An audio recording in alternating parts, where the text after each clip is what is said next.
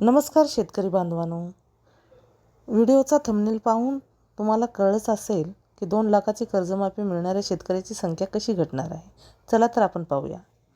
राज्य सरकारच्या पुण्यश्लोक अहिल्यादेवी होळकर शेतकरी कर्जमाफी योजनेतील निकषानुसार 2 लाखाची कर्जमाफी मिळणाऱ्या शेतकऱ्याची संख्या कमी व 50,000 रुपये प्रोत्साहनपर अनुदान मिळणाऱ्या शेतकऱ्याची संख्या अधिक असण्याची शक्यता सहकार क्षेत्रातील अधिकाऱ्याकडून वर्तवली जात आहे. यापूर्वीच्या सन 2019मध्ये महात्मा ज्योतिराव फुले शेतकरी कर्जमाफी योजनेचा लाभ घेणाऱ्या शेतकऱ्यांना केवळ 50,000 रुपयाचा लाभ मिळणार आहे.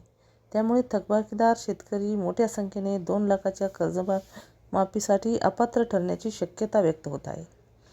पुण्यश्लोक अहिल्यादेवी होळकर शेतकरी कर्जमाफी योजनेचे निकष राज्य सरकारने आदेशाद्वारे जाहीर केले.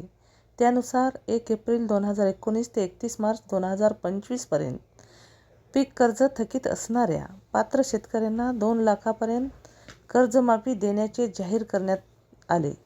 नियमित परतफेड करणाऱ्या शेतकऱ्यांनाही प्रोत्साहनपर 50,000 रुपयाचा लाभ मिळणार आहे. योजना जाहीर करण्यापूर्वी राज्य सरकारने जिल्हा बँकेसह राष्ट्रीयकृत खाजगी बँकेकडून माहिती मागवली होती. सन 2019मधील महात्मा ज्योतिराव फुले शेतकरी कर्जमाफी योजनेच्या तुलनेत यंदाच्या पुण्यश्लोक अहिल्यादेवी होळकर कर्जमाफी योजनेत काही बदल करण्यात आले आहेत. सन 2019मधील योजनेचा लाभ मिळणाऱ्या शेतकऱ्यांना पुण्यश्लोक अहिल्यादेवी होळकर कर्जमाफी योजनेमध्ये केवळ 50,000 रुपये मिळणार आहेत व ते 2 लाखापर्यंत कर्जमुक्तीला पात्र ठरणार नाहीत.